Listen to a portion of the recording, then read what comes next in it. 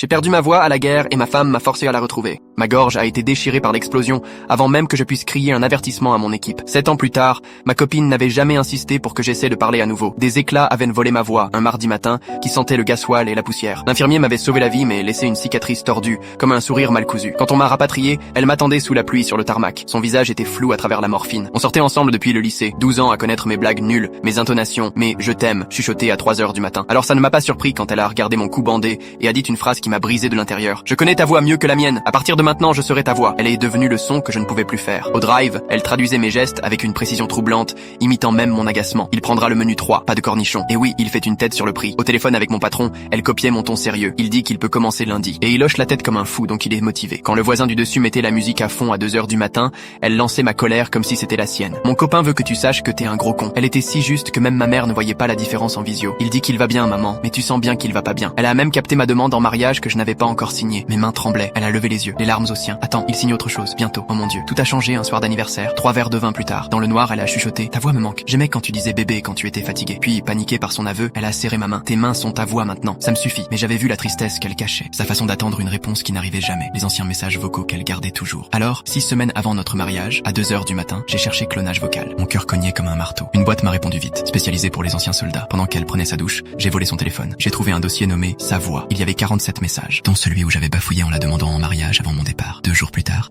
ma voix de 24 ans vivait à nouveau dans un fichier. Je l'ai testé dans ma voiture. J'ai dit son surnom par les haut-parleurs. J'ai dû m'arrêter tellement je pleurais. Elle ne s'est doutée de rien. Elle continuait à être ma voix. Le jour du mariage, elle a lu ses vœux, jurant de m'aimer dans le silence et dans le son, la voix brisée à chaque phrase.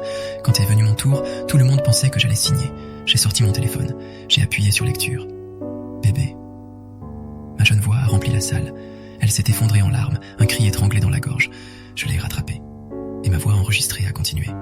Pendant 7 ans, tu as été ma voix. Tu as parlé mes pensées avec plus d'amour que moi-même. Tu as donné des mots à mes silences. Tu t'es battu avec les médecins. Tu as ri avec nos neveux qui croient que tonton parle avec ses mains. Tu as chuchoté mes je t'aime chaque nuit à ma place. Tu n'as pas seulement parlé pour moi. Tu as parlé comme moi. J'avais promis de t'appeler à chaque occasion. Aujourd'hui, je tiens cette promesse. Je suis toujours là. Toujours à toi. Juste plus calme. Mes yeux étaient noyés de larmes quand ma voix a dit « Oui ». Elle a touché ma gorge, comme si les mots vibraient encore là. Puis, elle m'a embrassé comme si elle me rendait la parole, comme si elle goûtait les mots que je n'avais pas.